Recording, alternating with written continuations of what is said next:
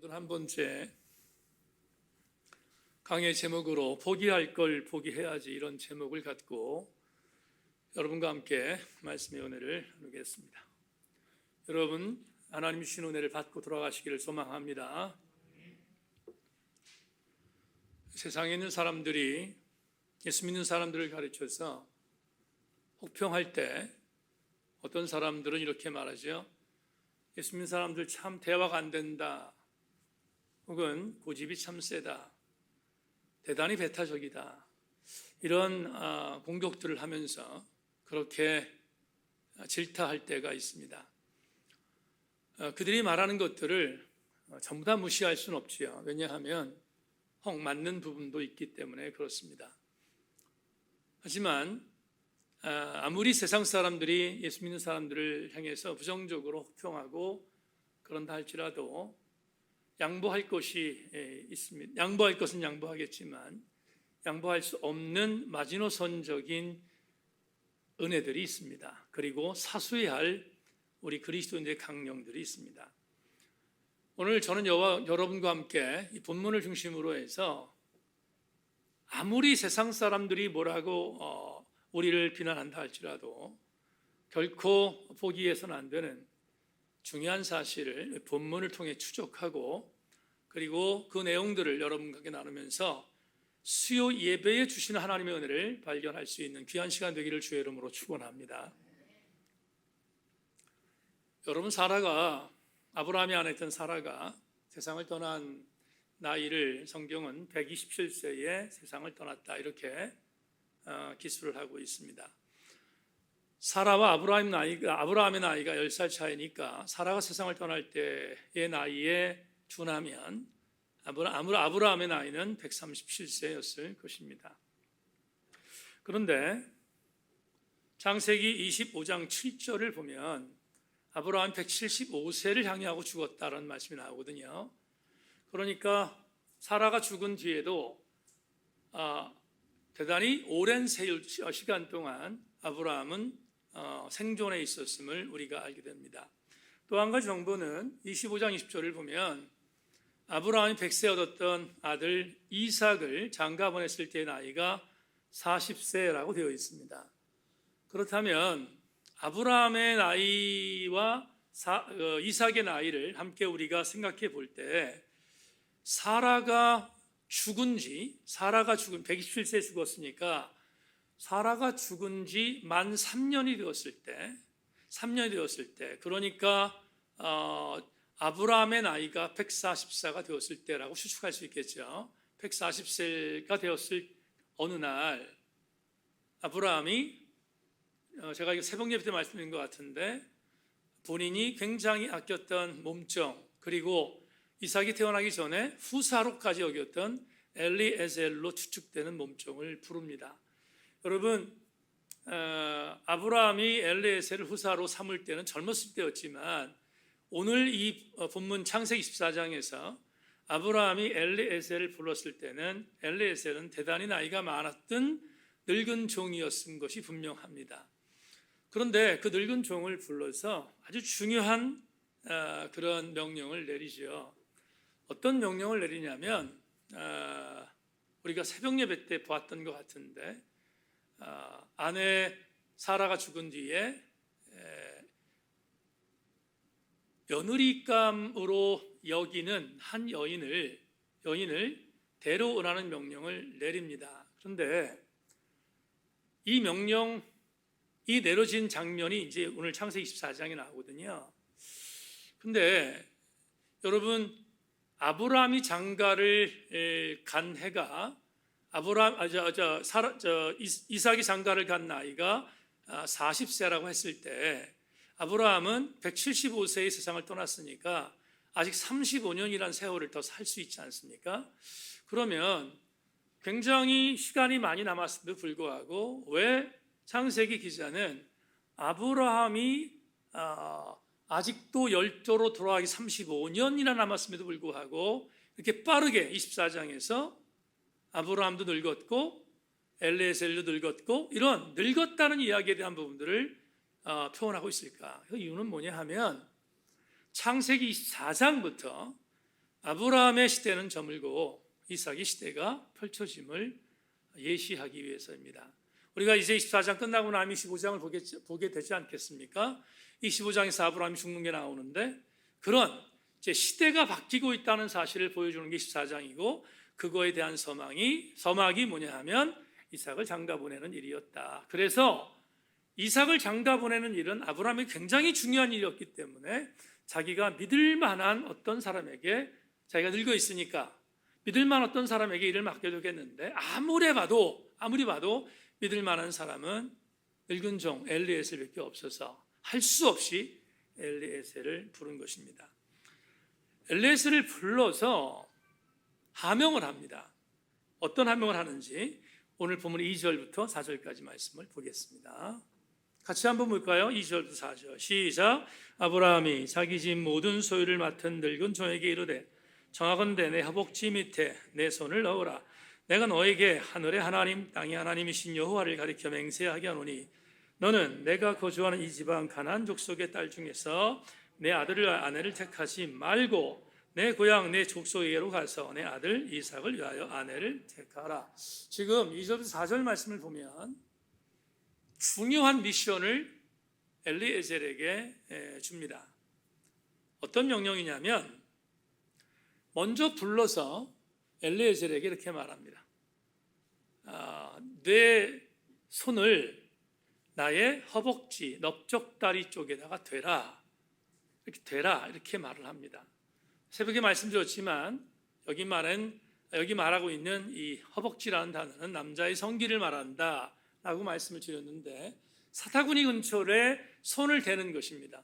여러분 A와 B가 어떤 약초를 할 때 남자끼리는 대단히 중요한 고대 근동의 풍습이 하나가 뭐냐 하면 남자의 성기 근처에 허벅지 쪽 안으로 손을 대서 이 약속이 이만큼 중요하다는 사실을 함께 맺는 것이 고대 근동의 풍습이었거든요.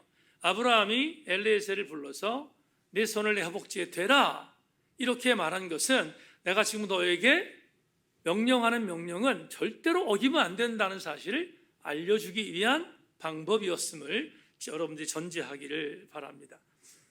그렇게 시도를 합니다. 엘리에셀에게 너 야구 약속을 하는데 절대로 어기면 안 돼 하는 미션을 내립니다. 그 미션은 뭐냐 하면 이런 것이었어요. 24절 볼까요? 어떤 말씀이냐면 적어도 이제 내가 며느리감을 구해야 되겠는데 그런데 엘리에셀아 내가 살고 있는 가나안 땅에서 살고 있는 여자를 며느리감으로 삼을 수는 없다. 그러니까 조금 멀더라도 내 고향 갈대아 우르 쪽에 가서 그곳에서 내 고향의 여자를 데리고 와라. 내가 너에게 주는 미션이야. 그리고 이걸 지키도록 약속해라. 허벅지에 손을 갖다 대라. 이렇게 명령한 거예요. 그러면 이상하지 않습니까? 질문해 봐야 될 게 있는데 왜 아브라함이 자기가 지금 터를 잡고 살고 있는 가나안 땅에 살고 있는 여자가 아니라 그 먼 고향 갈대아우르 쪽에 있는 여인을 며느리감으로 데려오라고 했을까? 이 이유가 뭘까? 이유가 있을 거 아니에요. 충분히 이유가 있으니까 그렇게 했을 거 아니냐 이 말이에요. 그 이유를 여러분에게 한 성서학자의 주석을 통해서 알려드리겠습니다. 주목해서 따라오십시오. 아마도 자신의 씨가 가난한 사람의 씨와 섞이는 것을 피하기 위해서였을 것이다. 9장 25절로 27절에 의하면 함족의 후손이었던 가나안 사람들은 이미 저주를 받은 자들이었다. 또한 하나님께서 가나안 사람들 심판하시고 그들의 땅을 아브라함의 후손들에게 주실 것을 약속하셨다. 그러므로 만일 하나님의 후손들이 가나안 사람들과 피를 섞는다면 문제는 그만큼 복잡해지는 것이다. 게다가 자신은 하나님의 축복을 받은 셈족 자손이었다. 그러므로 그는 하나님의 복을 받는 셈족에서 이삭의 아내를 찾고자 했던 것이다. 자, 보세요. 함의 후손들이 가나안에 살았음을 우리는 노아 용수를 통하여 함께 살펴봤습니다. 그런데 아브라함은 셈족 출신입니다. 셈족과 함족은 전혀 다른 지역에 살았습니다. 고대 근동의 혈통은 굉장히 중요했는데 더군다나 아브라함이 뭘 알았겠습니까? 노아의 아들이었던 함, 셈, 야벳 중에서 함의 후손들이었던 가나안 족속들이죠. 가나안의 족속들은 이게 후대의 어떤 후대 편집자들의 그런 신학적인 전망이긴 합니다만은 적어도 함의 후손들이 하나님께서 원하시는 방향성을 갖고 있지 않다는 사실만큼 인정했을 겁니다. 그래서 함의 후손들과 셈의 후손들은 서로 교제하지 않았습니다. 그러니까 가나안에 이미 들어와 살고 있었던 함의 자손들이 살고 있었던 가나안 땅에서 아브라함이 살고 있었는데 부득불 함의 자손들에게서 여인을 구하면 가나안 족속과 함께 교접하는 일이 되기 때문에 그걸 통하여 혈통을 절대로 훼손시키고 싶지 않았던 아브라함은 불편하더라도 자기의 고향이었던 갈대아 우르로 자기의 몸종을 보내서 자기와 같은 혈종이었던 셈족 출신의 처자를 며느리감으로 가져오려고 했던 것, 그것은 대단히 중요한 신학적 의미를 갖고 있는 메시지입니다. 왜? 섞이지 않겠다는 거니까. 섞이지 않겠다는 분명한 전제를 가지고 아브라함이 엘리에셀을 자기의 고향 갈대아우르로 보냈다는 사실을 송병헌 교수가 이렇게 말을 합니다. 그러자 먼 길을 떠나야 하는 늙은 종 엘리에셀이 불편했어요. 왜냐하면 자기는 좀 늙어 있거든요. 그리고 또 한 가지 주목할 사실이 뭐냐 하면 그 먼 길을 갔는데 주인이 말하고 있긴 하지만 그런 여자가 없으면 어떡하지? 그런 나름대로의 어떤 염려가 있지 않았겠습니까? 그래서 그 명령을 받았던 엘리에셀이 아브라함에게 묻습니다. 주인님, 좋습니다. 근데 한 가지 묻겠습니다. 만에 하나 이런 일이 있으면 어떡하겠습니까? 그 이런 일이 뭐냐면 오늘 보면 5절에 있어요. 5절 볼까요? 종이 이르되 여자가 나를 따라 이 땅으로 오려고 하지 아니하거든 내가 주인의 아들을 주인이 나오신 땅으로 인도하여 돌아가리이까? 무슨 말이죠? 갔는데 그런 여자가 없어. 그러면 제가 돌아와서 아들 이삭, 주인님의 아들 이삭을 데리고 다시 데려가서 그래서 얼굴을 보이고 그리고 아내를 구해오는 것은 어떻겠습니까? 이렇게 되물은 거예요. 지금 엘리에셀이 충분히 그럴 수 있었어요. 왜냐하면 염려가 됐으니까 충분히 그럴 수 있었습니다. 그런데 그런 되물음을 받았던 아브라함이 이런 자의 거절합니다. 이런 자의 거절이 보면 6절로 8절이 나오는데 여러분 자막을 보십시오. 아브라함이 그에게 이르되 내 아들을 그리로 데리고 돌아가지 아니하도록 하라. 하늘의 하나님 여호와께서 나를 내 아버지 집과 내 고향 땅에서 떠나게 하시고 내게 말씀하시며 내게 맹세하여 이루시기를 이 땅을 내 씨에게 주리라 하셨으니 그가 그 사자를 너보다 앞서 보내실지라. 내가 거기서 내 아들을 위하여 아내를 택할지니라. 만일 여자가 너를 따라오려 하지 아니하면 나의 이 맹세가 너와 상관이 없나니 오직 내 아들을 데리고 그리로 가지 말지니라. 여러분 두 가지를 전제하겠습니다. 늙은 종이 요구하는 요청을 이런 자에 거절했던 아브라함 왜 그랬을까? 두 가지 이유 때문. 첫째는 우리 22장에서 아브라함이 아들 이삭을 번제로 드렸을 때 하나님이 예비하신 어린 양이 있다는 사실을 알았죠? 공부했잖아요. 그래서 그걸 우리는 뭐라고 하죠? 여호와께서 준비하셨다는 것을 여호와 이레라고 했습니다. 이 놀라운 은혜를 경험했던 아브라함은 이 믿음이 있었어요. 갈대아 우르로 가서 며느리감을 데리러 오라고 했을 때 하나님께서 내 아들 이삭을 위하여 미리 준비해 놓은 여인이 있을 걸로 믿었어요. 첫 번째 믿음이에요. 두 번째, 이건 굉장히 중요한 신학적 의미거든요.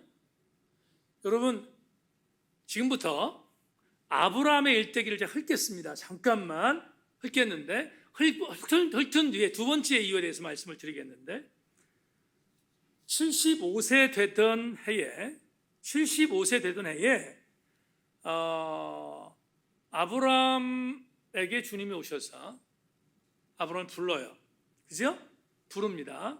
그 부르는 게 창세기 12장 1절로 3절에 나오는데요. 자, 빠르게 읽겠습니다. 여러분 들어보세요. 여호와께서 아브라함에게 이르시되 너는 너의 고향과 친척과 아버지 집을 떠나 내가 내게 보여줄 땅으로 가라. 내가 너로 큰 민족을 이루고 내게 복을 주어 내 이름을 장대하게 하리니 너는 복이 될지라. 너를 축복하는 자에게 내가 복을 내리고 너를 저주하는 자에게 내가 저주하리니 땅의 모든 족속이 너로 말미암아 복을 얻을 것이라 하신지라. 갈대아 우르에 살고 있었던 하나님에 대해서 알지 못했던 아브라함을 부르셨어요. 부르셔서 너 본토 친척 아버지 집을 떠나서 내가 지시한 땅으로 가. 그러면 너의 씨를 통하여 복을 줄 것이고 내 민족을 창대하게 할 것이고 너를 저주하는 자는 저주하지만 너를 축복하는 자를 축복할 거야 하는 약속의 메시지를 주셨어요. 일방적으로 주셨어요. 일방적으로. 일방계약이죠. 일방적으로 주셨어요. 우리 크로스에 있을 때 각 공부한 내용입니다. 일방적으로 주신 사건이 아브라함이 75세 때 주셨던 언약이었습니다. 그런데 99세가 되던 어느 날 가나안 땅으로 옮겼던 아브라함에게 다시 오셨습니다. 오셔서 이렇게 말씀합니다. 창세기 17장 3절 8절입니다. 아브라함이 엎드렸더니 하나님이 또 그에게 말씀하여 이르시되 보라 내 언약이 너와 함께 있으니 너는 여러 민족의 아버지가 될지라 이세후로는 내 이름을 아브라함이라 하지 아니하고 아브라함이라 하리니 이는 내가 너를 여러 민족의 아버지가 되게 함이라.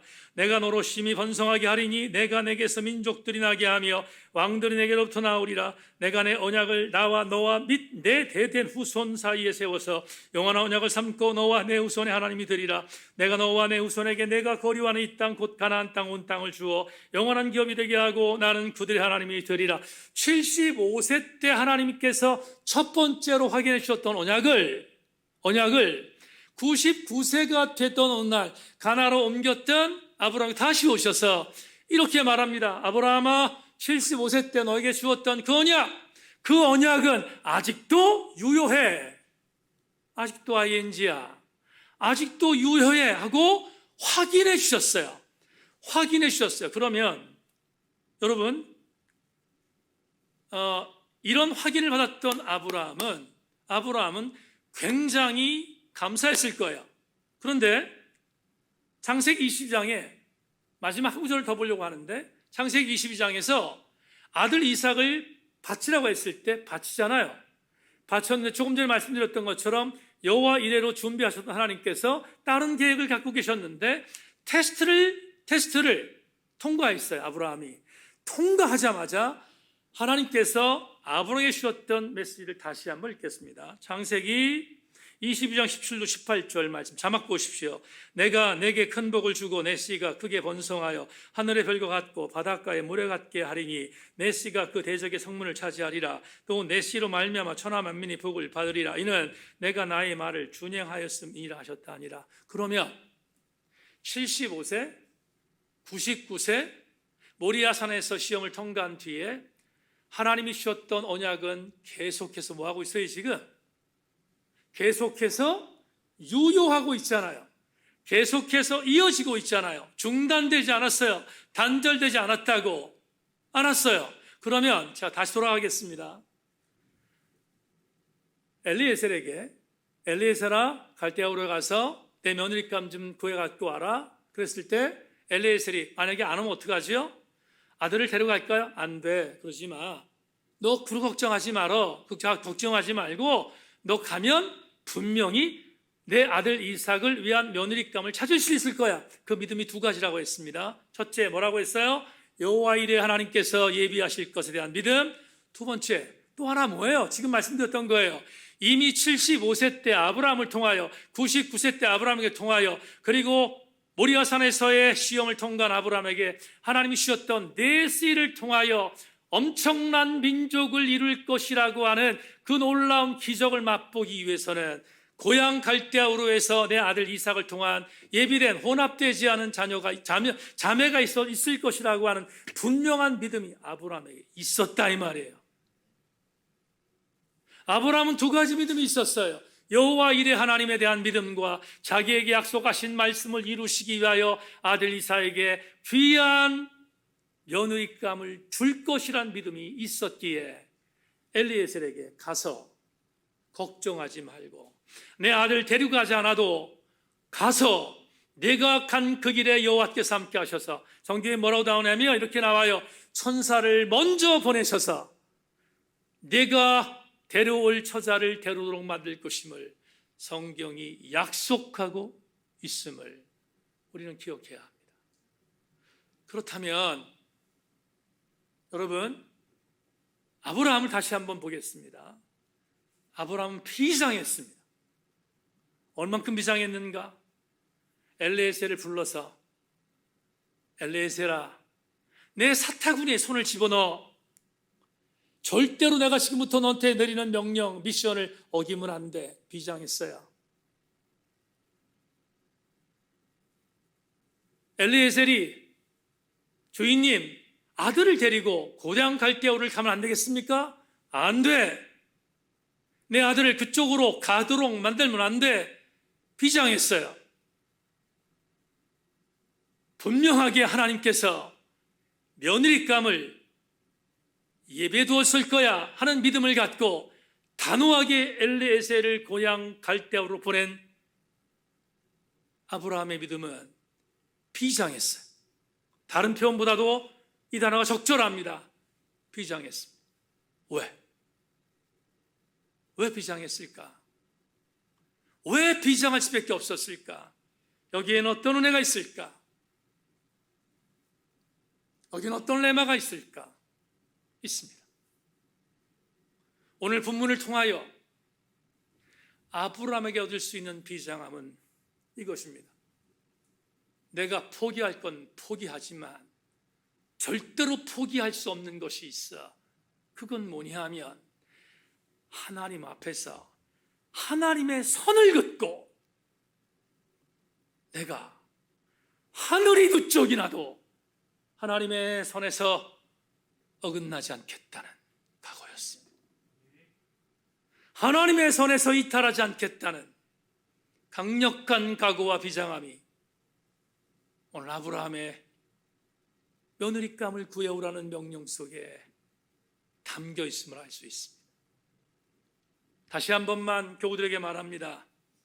성도 여러분, 아브라함은 내 아들의 아내를 호남 민족이 아니라 자기의 혈통에서 찾겠다는 순수한 영적인 순교람에서 물러서지 않았습니다.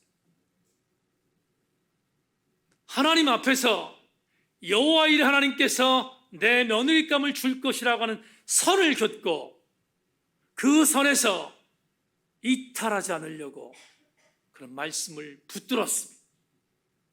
그게 오늘 우리에게 주시는 영적인 레마입니다. 설교에서도 말씀드렸습니다. 세상 사람들이 우리 예수 믿는 사람들에게 배타적이야, 대화가 안 돼, 고집불통이야, 그럴 수 있습니다. 그럴 수 있습니다. 또 부정적인 의미에 있어서 그런 사람이 있을 수 있습니다. 그러나 아무리 그래도 굴복하지 말아야 할 것이 있습니다. 아무리 세상 사람들이 우리에게 폭고를 전하고 폭력을 가하고 우리에게 비난을 가하고 아무리 우리에게 강요하여 압박한다 할지라도 절대로 물러서면 안 되는 것이 있습니다. 그건 뭐냐 하면 하나님 선 안에서 이탈하지 않겠다는 믿음이에요. 그건 절대로 물러서서는 안 됩니다. 내년에 여러분과 함께 느헤미야서를 시작하며 내년을 열까 합니다. 왜냐하면 신약 구약 성경에서 다시라는 개념, again, 다시라는 개념에 가장 강력한 메시지가 들어있는 게 에스라와 느헤미야서에 있기 때문에 그렇습니다. 그런데 에스라서를 보면 에스라서의 가장 강력한 메시지가 뭡니까? 제2수룹바벨 성전을 재건한 기사입니다. 아시는 것처럼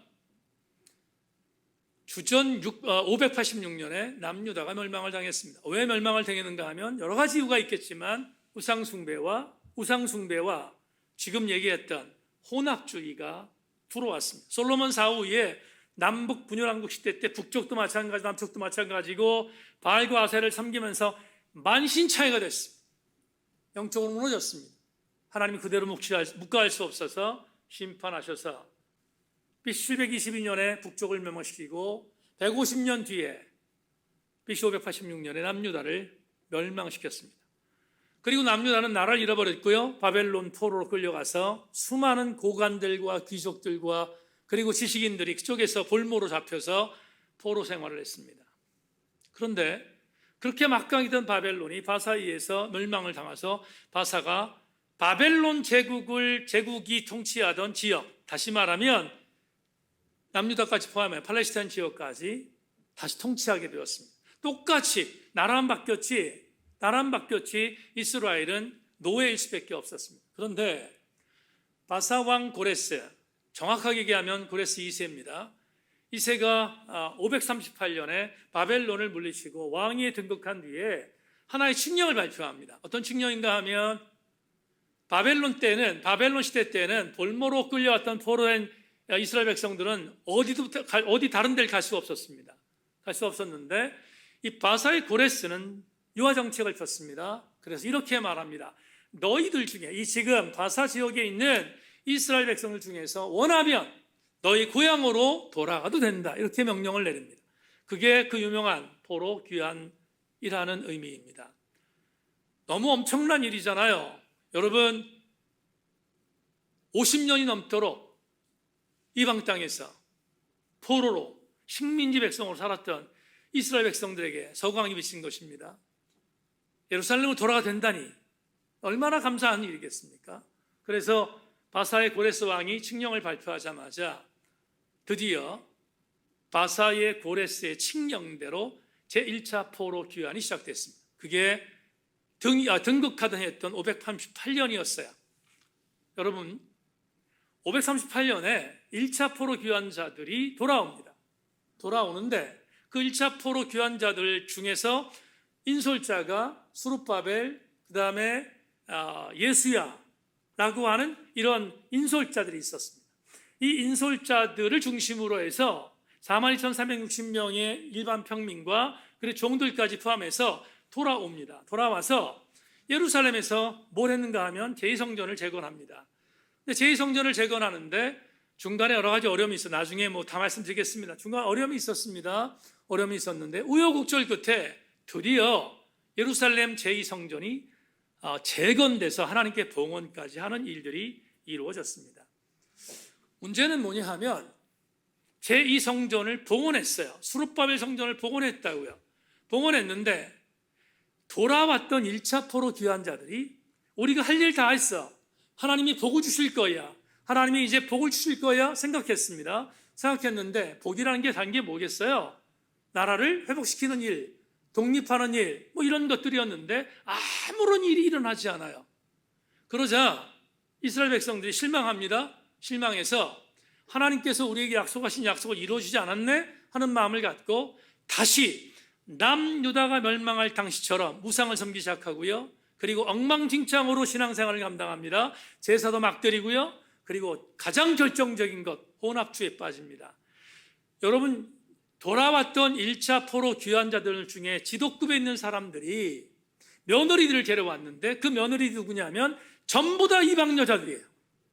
이방 여자들과는 통혼하지 말라고 했는데 이방 여인들을 데리고 왔습니다. 데려와서 막 사는 일들이 벌어집니다.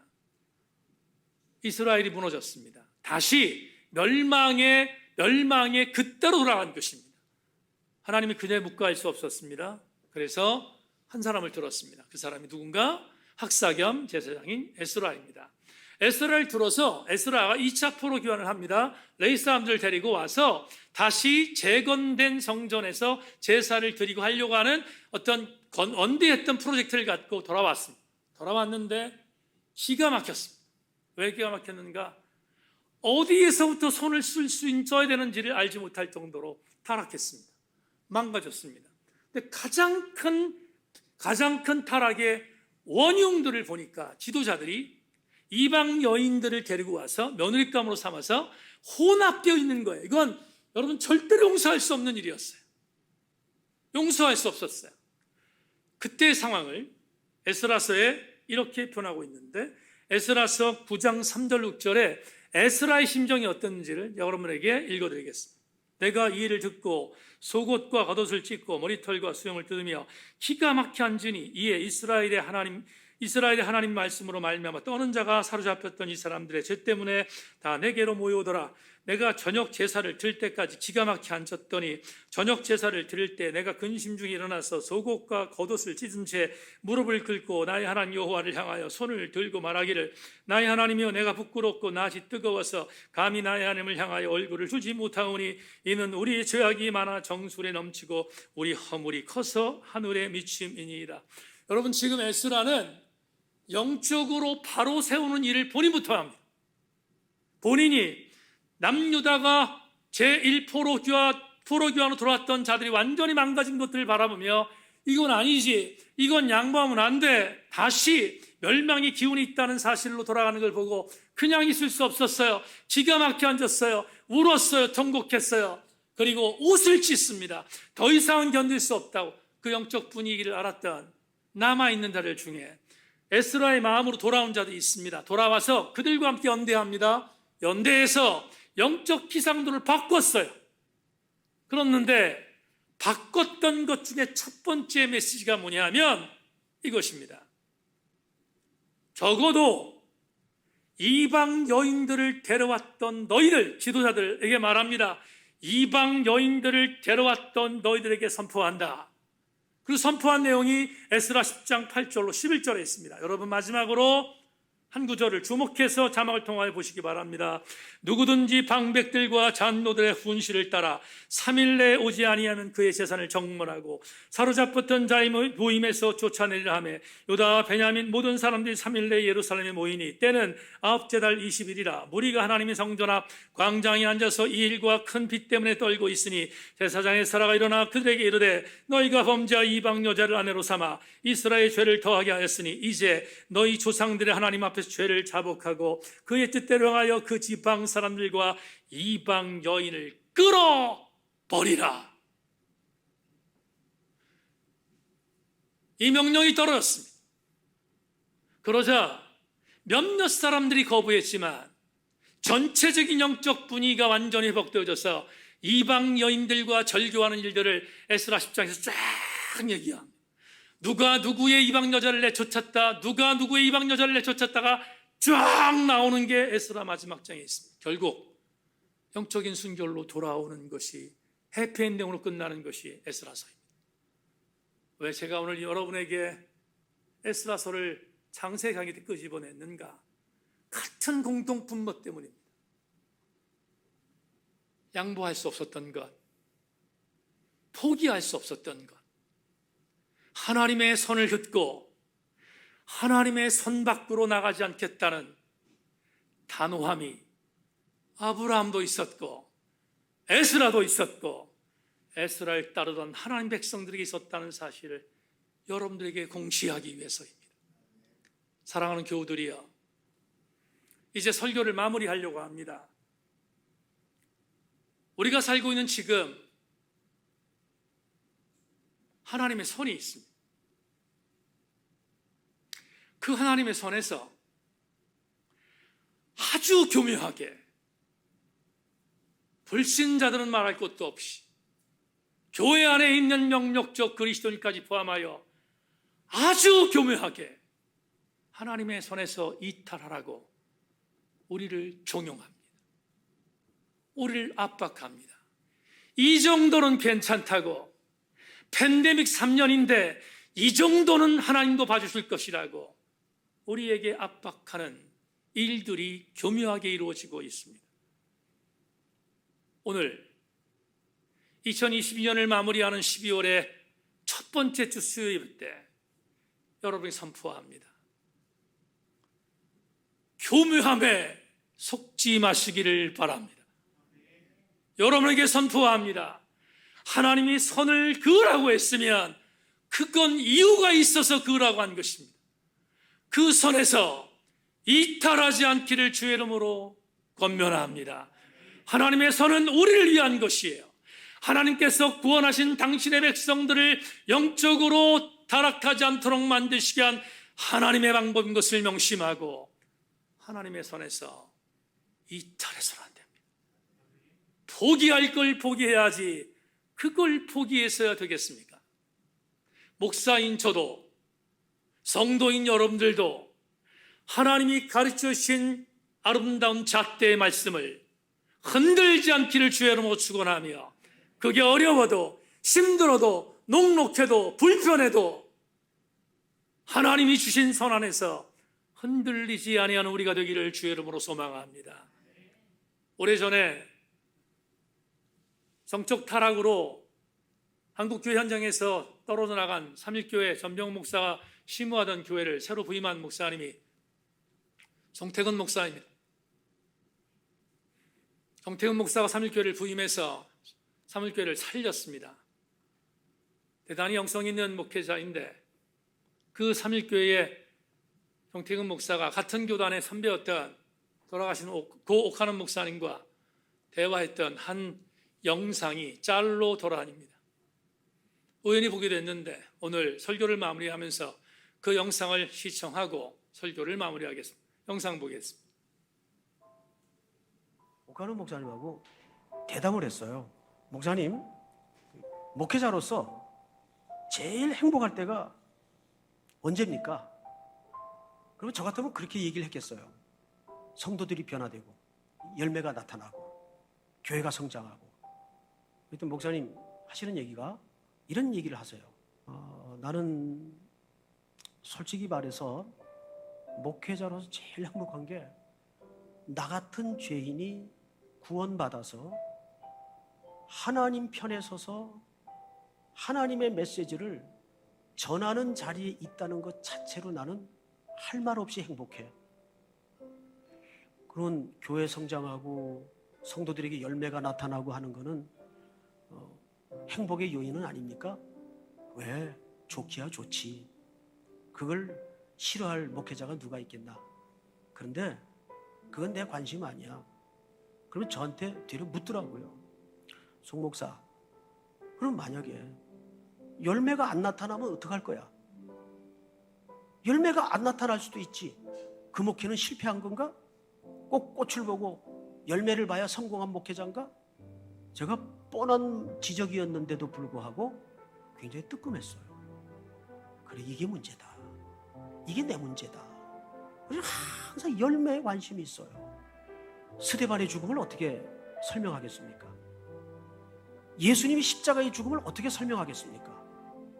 대형 교회가 되올수록 어떤 무서운 논리에 빠지냐면 숫자의 논리에 빠져요. 목사님 말이 모이잖아요. 잘못 클 수 있다니까요. 그게 잘못 자란 것일 수 있다니까요. 아닙니까? 맞습니다. 외진 상권에서 20년, 30년을 10명도 안 되는 그 영혼들을 붙들고 물러서지 않고 목회하는 목회자들은 진 겁니까? 패배한 겁니까? 실패한 겁니까? 누가 감히 그런 판정을 합니까? 너 몇 명 목회하다 왔냐? 여러분, 그거 하나님 전혀 관심 없어요. 법대로 경주했냐? 여기에 관심이 있을 뿐입니다. 진리의 말씀을 옳게 분별한다는 말이 무슨 말이에요? 똑바로 길을 내라 그 말이에요. 길 잘못 내면 따라가는 모든 양떼들이 죽어요. 우리가 맡은 책임이 얼마나 두려운 책임인지 아세요? 길을 똑바로 내라 말이에요. 열매에 관심 두지 마세요. 그건 하나님 몫이에요. 내 몫 아니에요.